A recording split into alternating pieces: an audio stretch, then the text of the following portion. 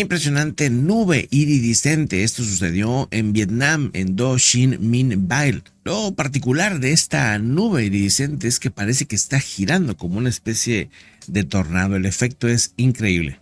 En ese momento, el político inglés Nigel Farage le avientan una cerveza, ahí como lo podemos ver, una persona. Ese es el momento en el que la cerveza va a su cara. Aunque aquí parece más un batido, parece más como, sí, como un licuado, una cosa así. Pero bueno, fue esta chica la que le aventó este batido a este nuevo líder del Partido Reformista. Esto en la campaña en Clacton, allá en el Reino Unido. Él es considerado un político populista que, por cierto, está en contra de toda la inmigración. Quieren tener cero inmigración, según lo que ha dicho este político. Por cierto, también fue activista pro Brexit en su momento. Pero vamos a lo interesante del día de hoy. Fíjense que asegura la FDIC que 63 bancos en Estados Unidos estarían al borde del colapso. Se informa por pérdidas de 517 mil millones de dólares para los bancos. Estas pérdidas están generando que 63 bancos, los más débiles, podrían colapsar. Esto dicho por la Corporación Federal de Seguros de Depósitos, que informaron de esta pérdida.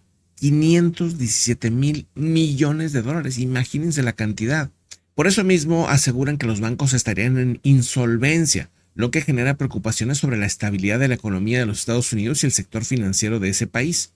Las tasas de interés más altas y los retrasos de los recortes de las tasas han provocado que los bancos y las empresas en Estados Unidos sigan bajo presión extrema, según lo dice la Junta de la Reserva Federal, que además puso fin al programa financiero bancario a plazos. La FDIC asegura que el sistema bancario de Estados Unidos corre un riesgo en estos momentos de insolvencia.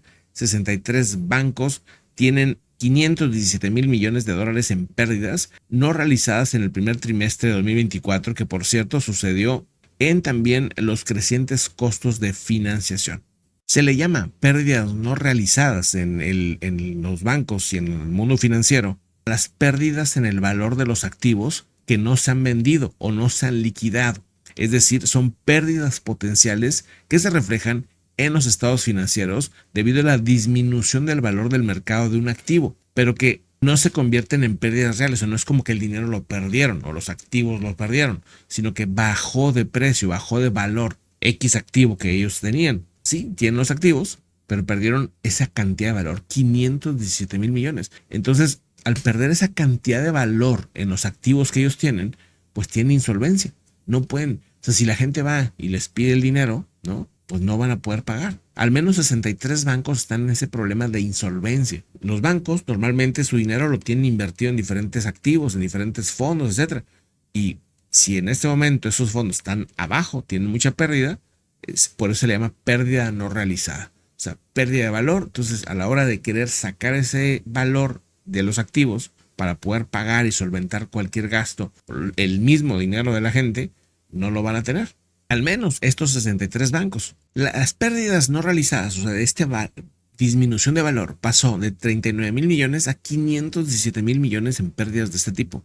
Algunos creen que esto todavía podría impulsar aún más el BTC, el Bitcoin. La gente que desconfíe y digan, ¿saben qué? No puedo tener mi dinero en esos bancos, pues lo muevo hacia el BTC o hacia otros valores. Por otro lado, este personaje que estamos viendo aquí, el ministro de policía de extrema derecha de Israel, llama a la guerra con Hezbollah, o sea, hacia el Líbano. Y esto podría complicar y meternos en una guerra. Hace un momento hicimos un reporte de un medio libanés que asegura que el Reino Unido les pasó información al Líbano y que les dijo, prepárense para la guerra. Entonces, pues pareciera que todo está enfocado hacia allá, hacia una guerra en el norte de Israel con el Líbano. Él es, el señor Benny Gantz, es el ministro de Seguridad y Policía de extrema derecha de Israel. O sea, bueno, considerado un personaje de extrema derecha. Muy conservador, muy derecha y que le pone presión. Incluso ya hoy pidió la tercera vez en más o menos 40 días, la tercera vez que pide la renuncia o la dimisión del ministro de Defensa de Israel, o sea, Yoav Golan. Dice, todos los bastiones de Hezbollah deben ser incendiados y destruidos. Dice, guerra, dice Ben-Gvir, así lo exigió. Lo repito, todos los bastiones de Hezbollah deben ser incendiados y destruidos. Guerra, decía Ben-Gvir, y exige esto en un video publicado en X. Por cierto, a él ya lo habíamos visto aquí varias veces. ¿Se acuerdan esa vez que sacó una pistola? Ese es el momento, ahí está. Bueno, digo, al final de cuentas es un personaje intenso, es el ministro de Seguridad y Policía. Y aquí, bueno, pues el video que les comento publicado en X dice: es inaceptable por parte de Israel fueran atacados en la parte norte, que la gente fuera evacuada, porque ya son 80,000 evacuados en el norte de Israel por culpa de Hezbollah, que está dispare y dispare hacia el norte de ese país, desde el Líbano, obviamente. Y Ben-Gvir se quejó de que Hezbollah estaba quemando grandes zonas de Israel, y eso es verdad. Tienen ya 3 días que están generando incendios forestales en la parte norte de Israel. Eso lo comentamos, bueno, lo hemos dado seguimiento. Ben-Gvir se quejó de esto y hace este llamado. Dice: los bombardeos de represalia han causado una grave destrucción en aldeas de ambos lados de la frontera. También ha habido incendios forestales en el Líbano como resultado de los ataques de este grupo de Hezbollah. Del lado libanés también han evacuado a la gente. O sea, vamos, que si nos vamos a eso, y eso es tremendo, ¿no? Al final de cuentas, pues como siempre, los civiles son los que están en medio de todo. En esta zona de Israel están a 80,000 evacuados, y más o menos la misma cantidad en el lado del Líbano no pueden regresar a sus casas porque aquí hay combates. Entonces, lo que dice Ben-Gvir es que quiere ir a la guerra total contra Hezbollah en el Líbano.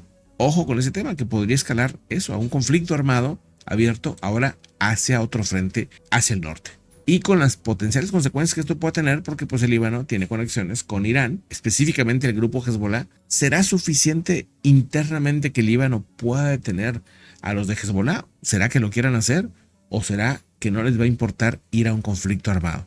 Ya lo veremos. Mientras tanto, vámonos a otro asunto. Narendra Modi, el presidente, más bien primer ministro de India, pues ya se proclamó como vencedor en las elecciones de ese país por tercera ocasión. Ojo, tuvo menos apoyo de lo que se esperaba.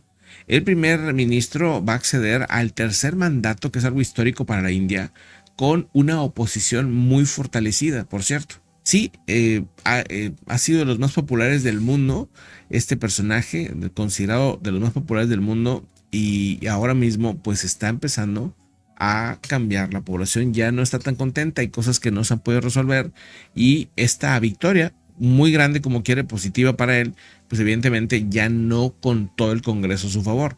Por primera vez desde que el partido Bharatiya Janata de Modi llegó al poder, parecía muy poco probable que consiguiera mantenerse por tantos años en el poder. Pues bueno, este es el tercer mandato de 5 años en los comicios que se consideran más grandes del mundo, con una votación récord de más de 600 millones de votos, impresionante. Ojo, porque ya está anunciada la orden ejecutiva que restringe las solicitudes de asilo en la frontera con México. El presidente Joe Biden, presidente de Estados Unidos, anunció el día de hoy una orden ejecutiva que busca restringir de manera drástica las solicitudes de asilo en la frontera de México, en lo que se supone una de las medidas migratorias más duras, y que llega en plena campaña para las elecciones de noviembre próximo.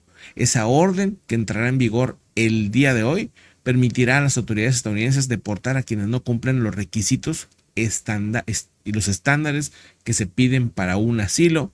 Y esto, pues bueno, es un tema que llama la atención. Evidentemente es un tema que se ha politizado. Esta orden de vigor entra el día de hoy porque ya se superaron las 2.500 detenciones, con una media de 4.200 arrestos diarios ocurridos en abril. Según se detallan, los funcionarios quienes lleguen a la frontera, una vez que se supera ese umbral de 2.500 que ya se llegó, estarán sujetos a un estándar significativamente más alto para calificar el asilo. O sea, va a ser extremadamente raro que acepten a alguien en un asilo.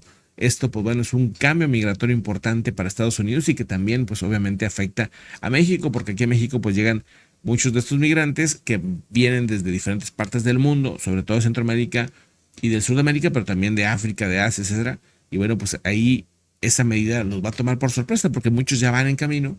Entonces veremos cuál es la decisión que se toma en México para esas personas que van a estar pues ahí en la frontera, esperando una respuesta que aparentemente no se va a dar. Vámonos a otro asunto en unos momentos más. Gracias por acompañarnos. Recuerda seguirnos en Telegram. Puedes apoyar este canal a través de un super chat o haciéndote miembro del canal.